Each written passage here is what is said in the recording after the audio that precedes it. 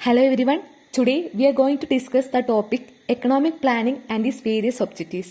So, as we know, we need planning for the success of any program.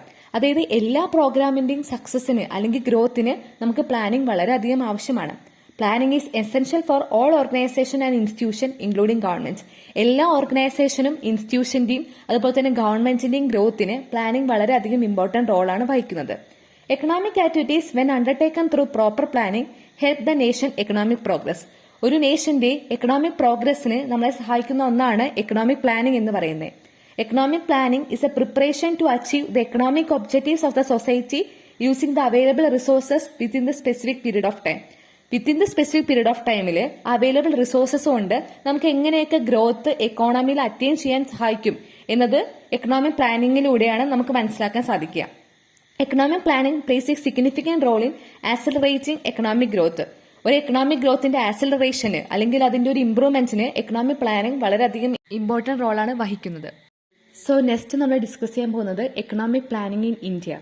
In an economy like India, the basic social economic problems like poverty, unemployment, stagnation in agriculture and industrial production, and inequality in the distribution of income and wealth can be removed by using this economic planning.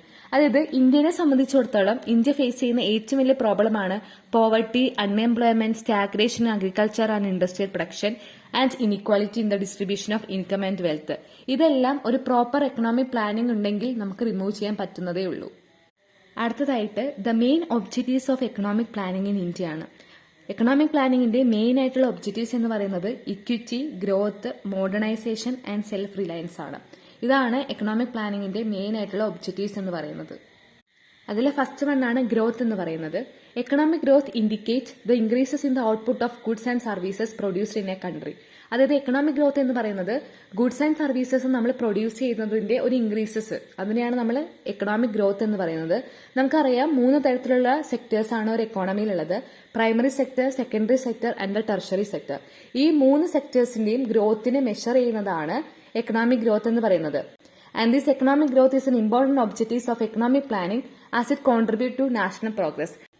Next objective ആണ് modernisation എന്ന് പറയുന്നത്.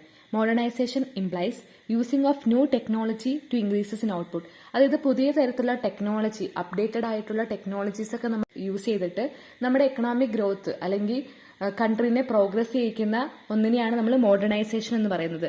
So modernisation is making use of the latest technology. Modernization is not only using latest technology but also making changes in the perception of the society. Modernization involves protection of women rights, social security and openness to social changes.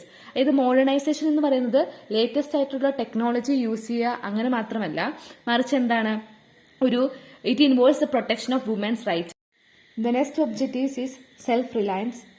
It implies using own resources instead of resources imported from other nation.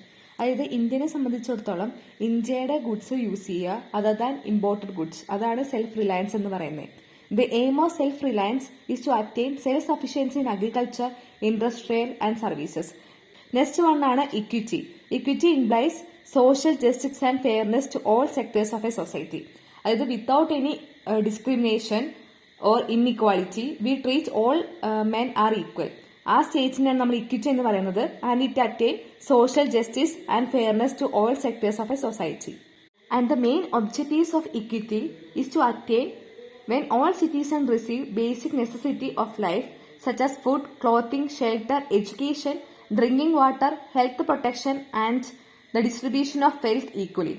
അതായത് food, clothing, shelter, education, drinking water, അങ്ങനെ basic ആയിട്ടുള്ള facilities എല്ലാവർക്കും ഒരുപോലെ കിട്ടുന്ന ഒരു സ്റ്റേറ്റിനെയാണ് നമ്മൾ equity എന്ന് പറയുന്നത്.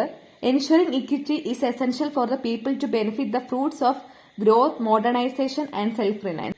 ഇതാണ് various objectives of economic planning. Thank U.